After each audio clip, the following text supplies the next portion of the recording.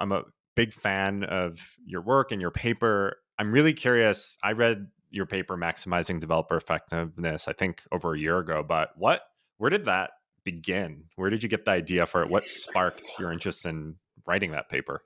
What, so what sparked my interest, other than it was the pandemic and I needed something to do, but no, what sparked my interest, it was one of these, I work for Thoughtworks and we work for this wide array of different kinds of clients. Some are enterprise that are doing sort of digital transformation, and then some are more startup, and then others are sort of enterprise size, but are digital natives. And so we have the ability to look across all these different organizations and see how people are building software. I can also see the outcomes and outputs of that.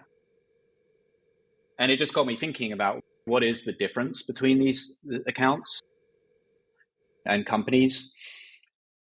What tended to happen often for us is somebody has some sort of like magic bullet or something, or that they think will solve all the problems.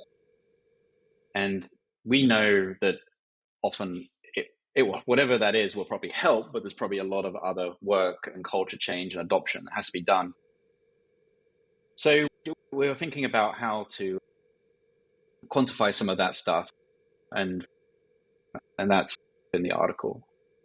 Yeah. I love that. And I'm curious, as you had this genesis of an idea, did you have a lot of questions at the start of this, or did you, as you thought about this, was it more of a summarization of your observations? I'm curious, were there a lot of questions as you went into writing this and thinking about writing it? It's an interesting question. So I was working at a digital native company, and I had witnessed some of their tooling, and I was like, that I thought was really interesting, and it kind of got me thinking about the tool was cool, but it was like led to that tool being created. Like, what were the factors around this engineering organization that, and it was a tool that effectively would save like seconds off a front end development kind of thing, and it was like, oh, it's really interesting. So that sort of got me thinking about these low level friction, and this is obviously the problem that all engineers have is with technical debt is how do I quantify and explain it and things like that. So some of those questions were and then it was around like, how do I quantify like low level friction? And what do I mean by low level friction? And some of the questions I had at the beginning is like, what does a developer do all day? I mean, I know because I've been a developer, but wanted to talk to others. And then there's this, then how do I ladder it up to like productivity in general and answer it? Like a lot of these questions are unanswerable. We can give some amount of good practices and help that we believe will help be more effective and more productive. But yeah, I really like the phrase low level friction, and I'm sure we'll come back to that. As you started looking into this, in addition to your own experience and sort of observation and this tool you mentioned, did you start looking at any other existing research or papers or talks? Like, what else did you find out there that seemed similar or aligned to how you were thinking about this? Yeah, primarily my colleagues. So primarily, that's the other great thing about Thoughtworks, just access to a lot of experienced architects, principal engineers. And so we got a lot of feedback from their experiences. And then the other piece is obviously books like Accelerate and DevOps Handbook were probably some things that influenced me a lot. Yeah, primarily those, I think. But I've since read a lot of interesting things like your paper in this space, and So I'm curious, for people who haven't recently read your paper, what do you mean by low level friction? Can you elaborate on that yeah, more? What does that mean and what yeah, does that look like? And what do you think the misconceptions might be amongst leaders? Are they not aware of low level friction? Are they aware of it? What's your perspective on that? yep, yep. So what I mean, and I've used this sort of phrase, micro feedback loops as well. Low level friction is just something that gets in your way as a developer. We often think about product outcomes or business outcomes, but there's also sort of development outcomes like that you have to achieve in order to get to a product outcome or something like that. And if you think about it in those perspectives and less about like tooling, tasks and things, like what am I trying to do? And then you can think about at a very, very granular level, what is the sort of journey to achieve that thing? And what are the things that are holding you back? So in the article I talk about what's like the smallest outcome that a developer wants to do. And you can go really granular, but I think a good place is I wrote a line of code and I just want to know that it works. That and it what it works means could mean different things. Right? Could mean does it compile? Does it pass my test? Does it do what I think that's what I meant. And really in in a local environment, in my first kind of space, my first place that I have to validate it. So that's and if you take that as okay, that's my smallest like feedback loop. And it is a feedback loop because I'm writing something and I want feedback that what I wrote worked. It's feedback from a system. What's the friction that gets in the way? And that could be like very small little friction. So it could be like, so for example, you're writing some front end code and I wrote it and I'm not entirely sure because of like a race condition whether my website is refreshed or not. And so I sit there and hit F5 a few times. It's a very low level kind of friction. So that's one example. But other things like typical stuff that a developer does, I don't have to explain it to most people listening to this about what what gets in the way and low level friction, but some of it can be around getting information. How do I find information? And so some of it can be documented information, or how do I get it from another person? That's very common, right? Throughout your day, maybe that if I'm utilizing an API or a library or something I need to understand, or I'm working with some code that somebody else wrote, I need to get information about that. And there can be a surprising amount of friction in that. So, for example, maybe your knowledge base is not up to date, maybe your search engine is slow, maybe the code is not readable. And there's lots of things that will cause small amounts of friction that compounds. And so I think that's the term I used in the article, that compounds into making that developer less effective than they should be.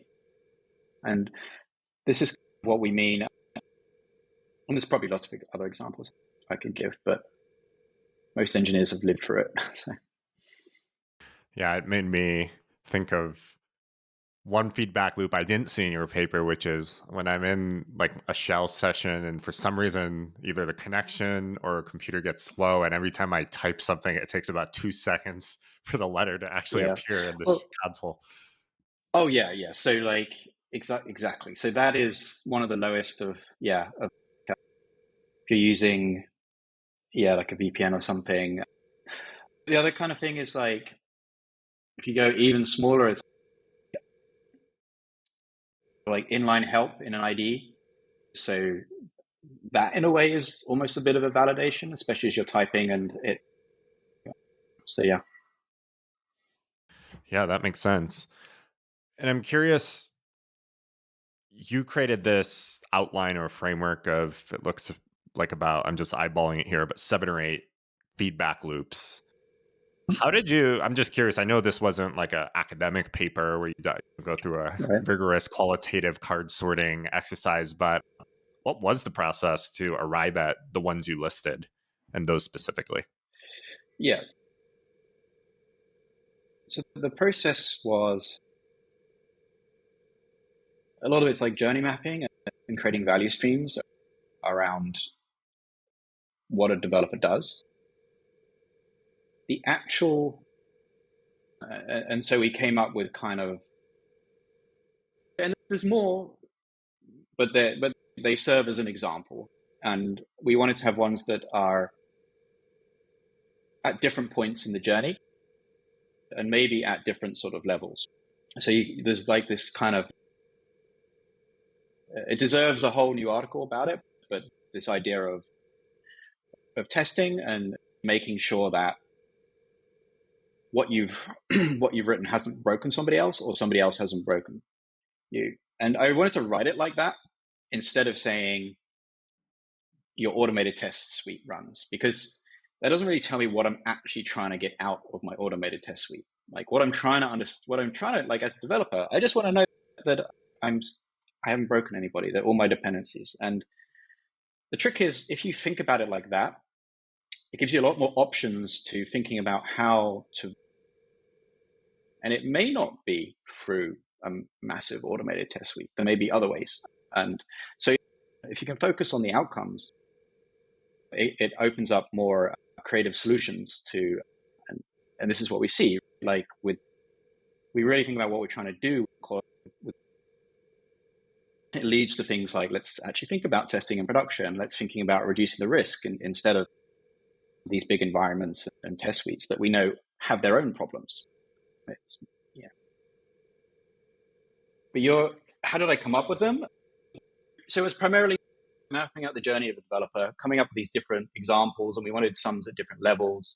We also wanted to make sure that it was about, it felt wrong to purely talk about tooling. This is why we ended up with the last sort of feedback, which is like, as a developer, I've written something and I want to know, was it useful or not? Because I think sometimes we focus a little bit too much on purely the output, like getting some bytes to production in front of people. But it's, as an engineer, I should understand, I should have the information that what I built was valuable. And if I have that information, I can be better. I can think more creatively about the products that I'm trying to build. So it's really mapping out towards this sort of goal of creating digital products that are effective, what all the different sort of things that lead up to it. And then primarily is, just lots and lots of feedback from various colleagues, and then folks in industry. I worked with Etsy and Spotify to write this article, and they got a lot of feedback from them as well. That's awesome. And one thing you said that I think was really powerful was around focusing these around outcomes from the perspective of the developer, because you made a great point.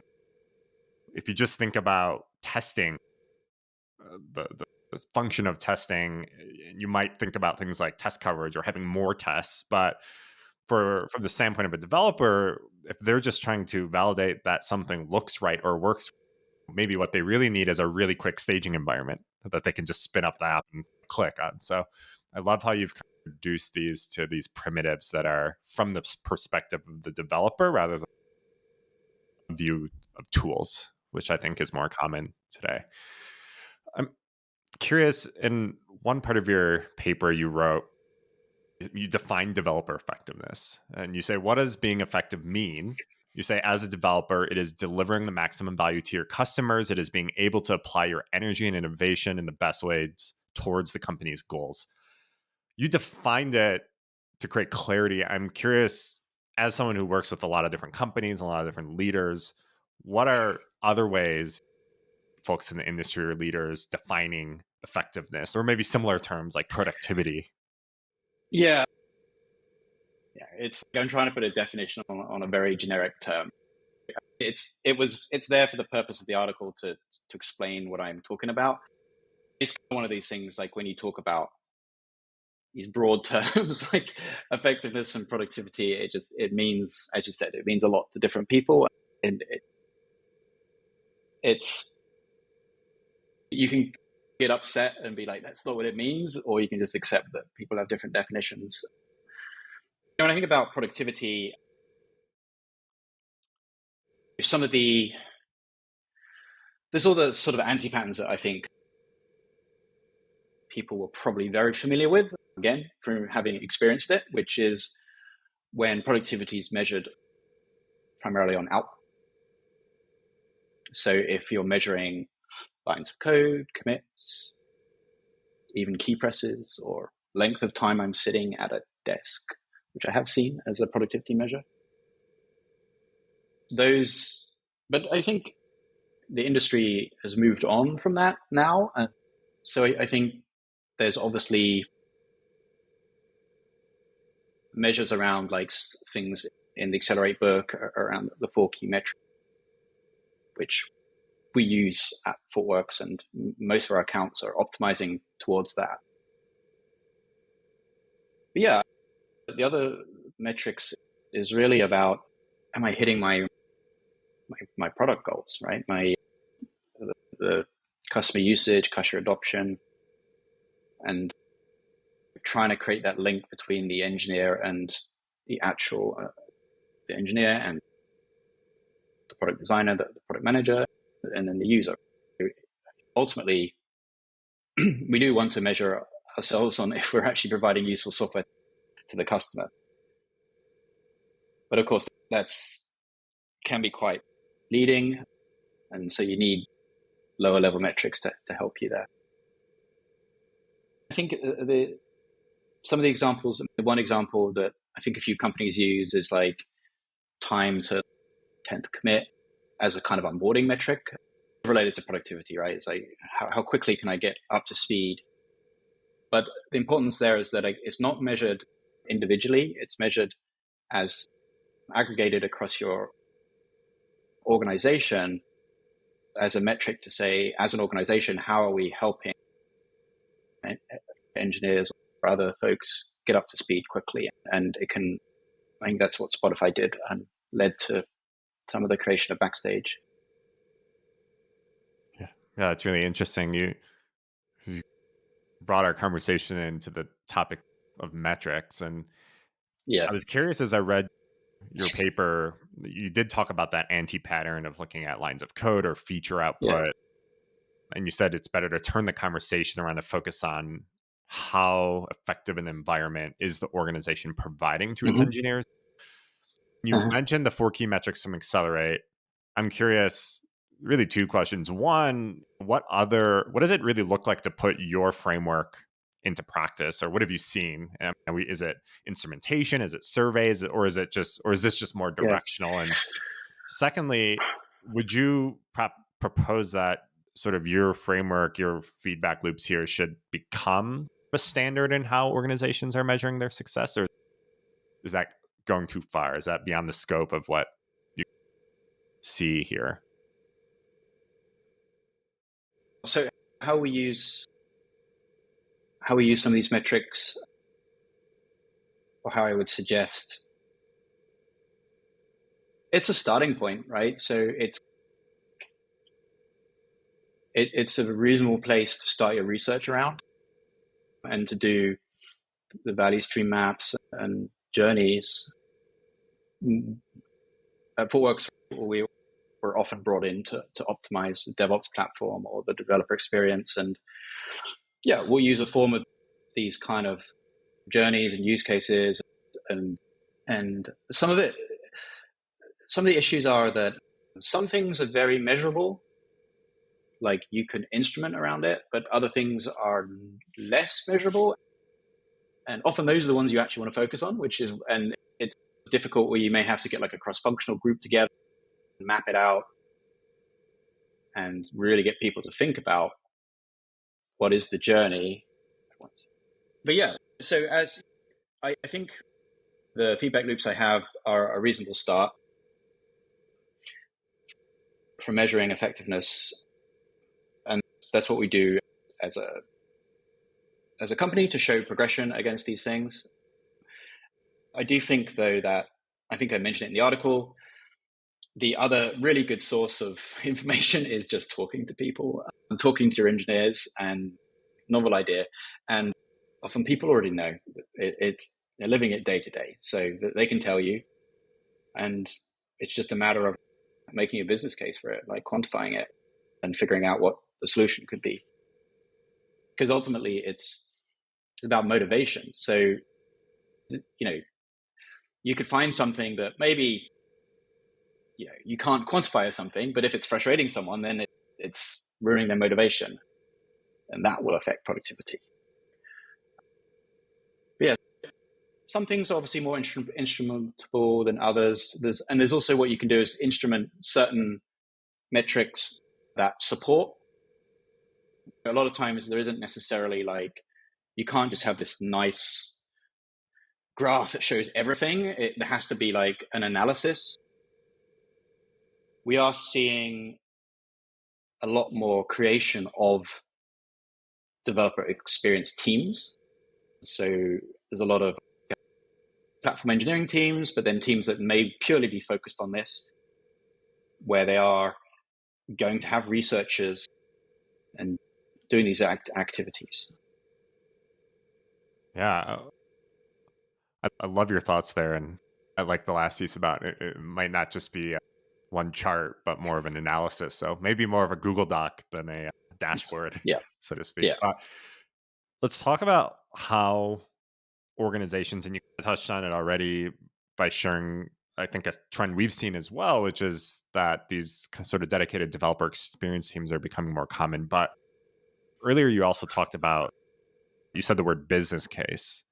And I'm curious, in your article, you talk about how to really improve organizational effectiveness, there's a flywheel or a journey, and it begins with commitment. You say that it really begins with a recognition by leadership that removing friction from development teams is vital to the business.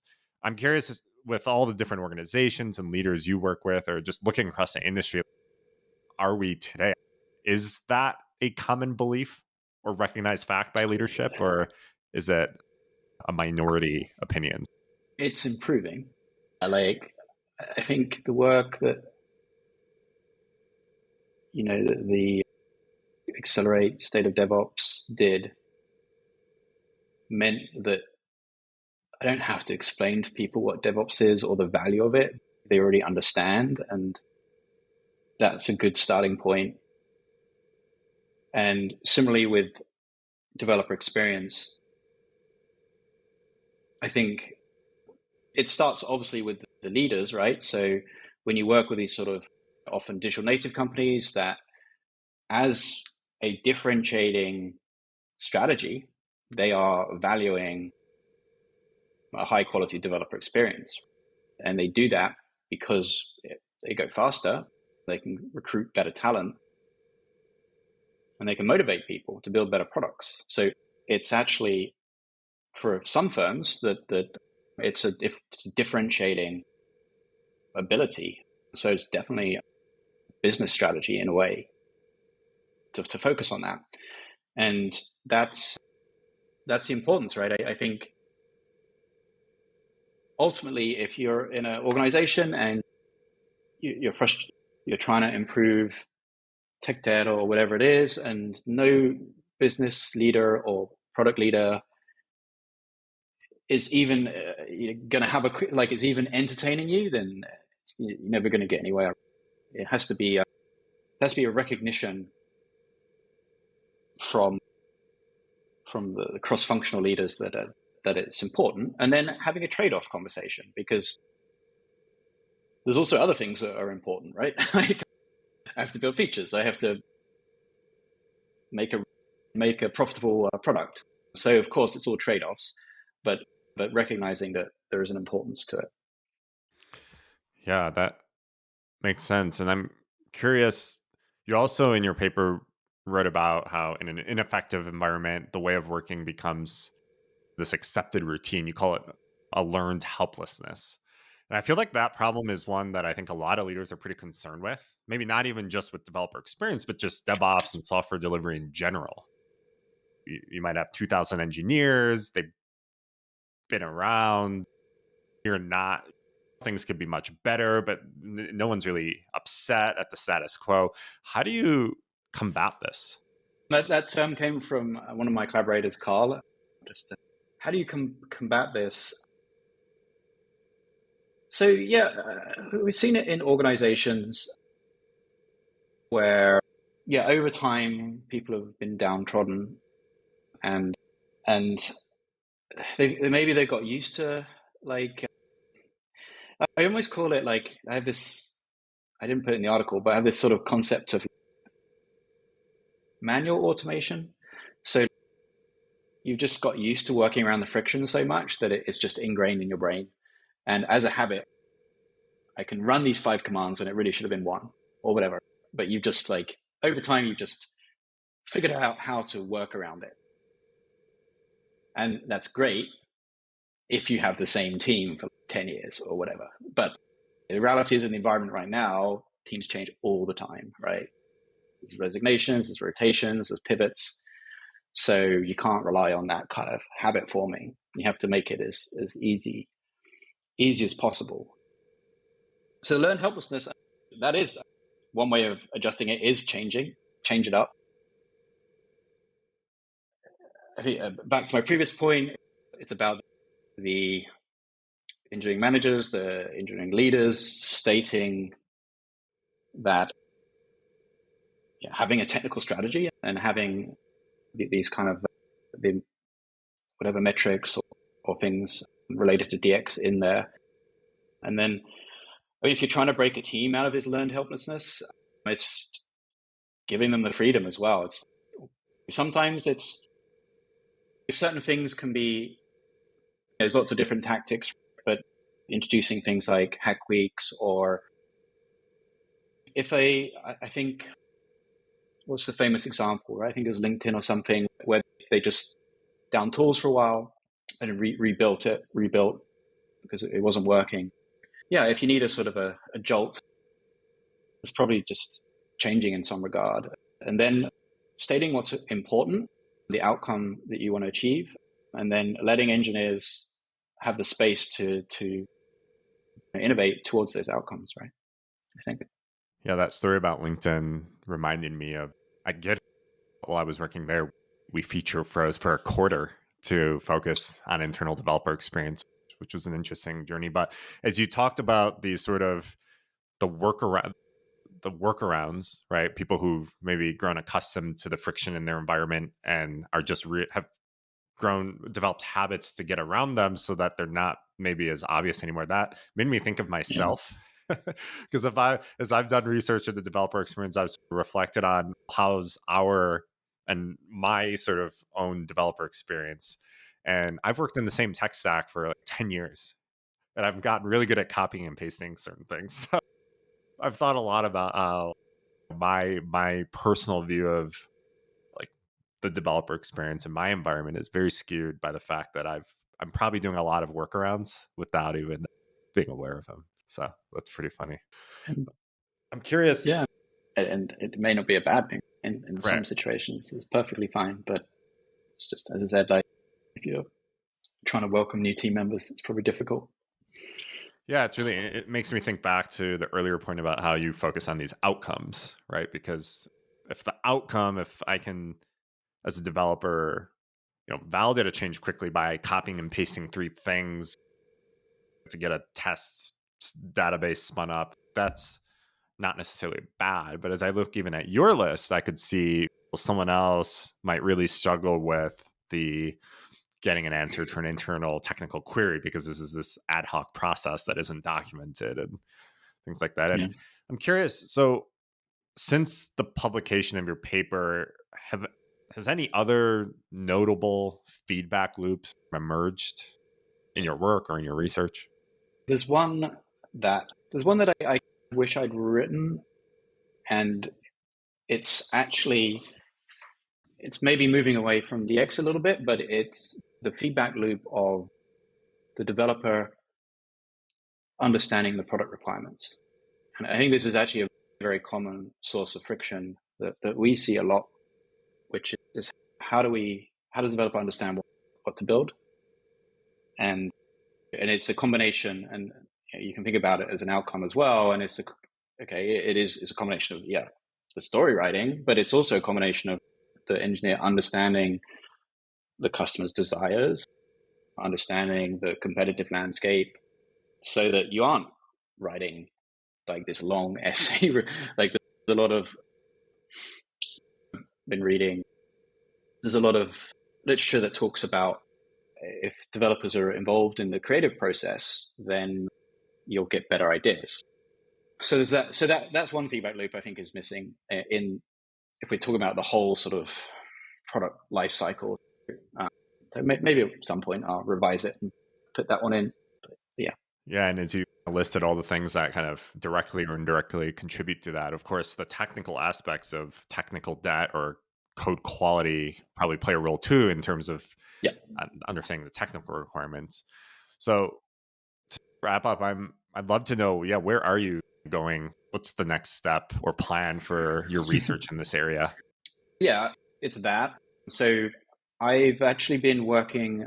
So I've been working a lot with digital scale ups recently, but I'll be going back to focus on this a little bit more. So I think what we plan to do is there's a lot of things in the article that basically just got one sentence without much explanation, and probably left a lot of people to guess what it meant and maybe up to a lot of interpretation.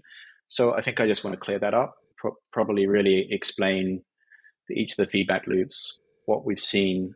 And then from a research point of view, it's have access to 11,000 people at my consultancy, and then through the clients, we'll be trying to find stories of friction, but also stories of innovation applied to solving those friction and identifying trends and patterns and things like that. So there'll be some more articles on the site. He's a big supporter.